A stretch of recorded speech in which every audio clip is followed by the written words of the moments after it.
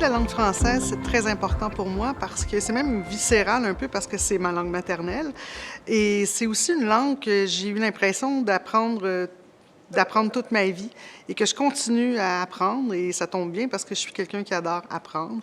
Et tout ça a commencé par un coup de foudre pour la lecture dès le primaire. Pour moi, il y avait quelque chose de magique quand j'ai appris à lire. Ça ouvrait des portes, ça ouvrait des fenêtres. Et j'ai eu beaucoup de professeurs qui ont encouragé cette passion-là. Mes parents aussi l'encourageaient. Et je dirais que les écrivains ont été parmi mes meilleurs professeurs. C'est eux qui m'ont fait découvrir que c'était une langue qui avait des possibilités infinies.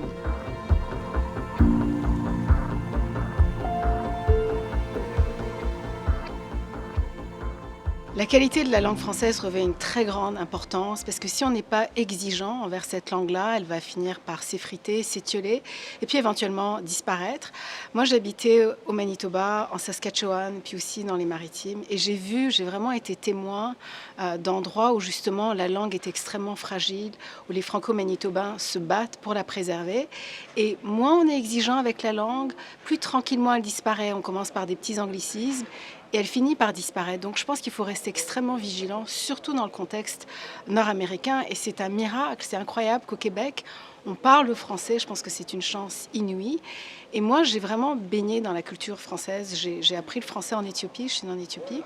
Et puis mon père, c'est un francophile. Donc on est venu au Québec à cause du français, enfin grâce au français. Et quand on était petit, on écoutait des émissions comme Apostrophe avec Bernard Pivot, qui recevait des écrivains comme Solzhenitsyn, Milan Kundera, Marguerite Yourcenar, Marguerite Duras.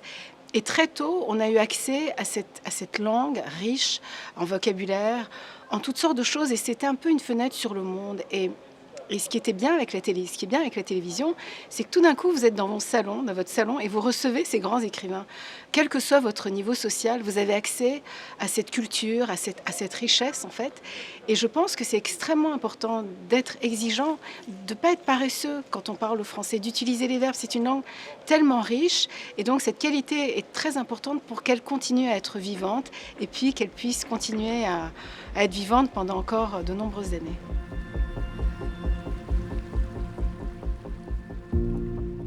Dans mon métier de journaliste, c'est une préoccupation de tous les instants parce que mon outil de travail, c'est la langue française, c'est l'écriture. Et je pense que la langue française, c'est un outil de cohérence dans notre société. C'est dans cette langue-là qu'on fait nos débats, qu'on se parle, qu'on s'engueule des fois. Je me suis rendu compte aussi que j'aimais raconter des histoires dans mes chroniques et que c'était très important pour moi, dans le fond, que les gens, quand les gens me lisent, qu'ils se rendent jusqu'au bout du texte. Et comment on fait ça? C'est en maintenant l'intérêt. Et on maintient l'intérêt quand on est clair, concis, qu'on a du style aussi.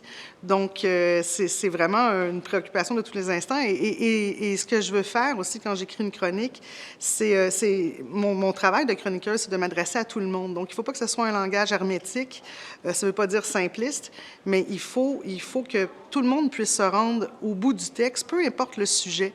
Et je pense qu'un des plus beaux compliments qu'on peut me faire dans la vie, c'est lorsque quelqu'un me dit « ça ne m'intéressait pas ce sujet-là, mais je me suis rendue jusqu'au bout du texte et j'ai appris des choses et j'ai aimé ça ». Donc, c'est pour ça que c'est un outil super important.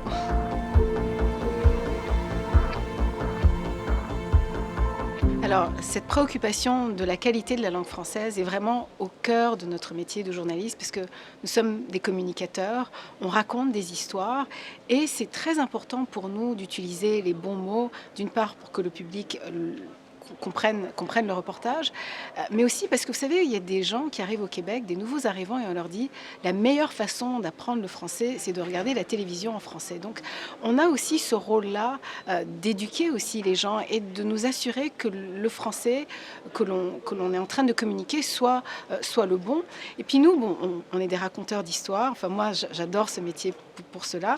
Et je reprends toujours la citation de Boileau qui dit « Ce que l'on conçoit s'énonce clairement et les mots pour le dire arrivent aisément. Et c'est vrai qu'on utilise aussi des phrases simples, des phrases courtes. Et les mots qu'on utilise pour raconter une histoire, pour raconter la vie de quelqu'un ou un reportage, par exemple, quand j'étais en Haïti, il y avait le tremblement de terre, pour toucher les gens, on essaye de choisir les bons mots qui vont toucher, émouvoir les gens. Et c'est important d'utiliser tous les mots, enfin, plus possible de mots de la langue française parce que c'est une langue qui est extrêmement riche. Donc on a un rôle de communicateur, oui, mais aussi un peu d'éducateur.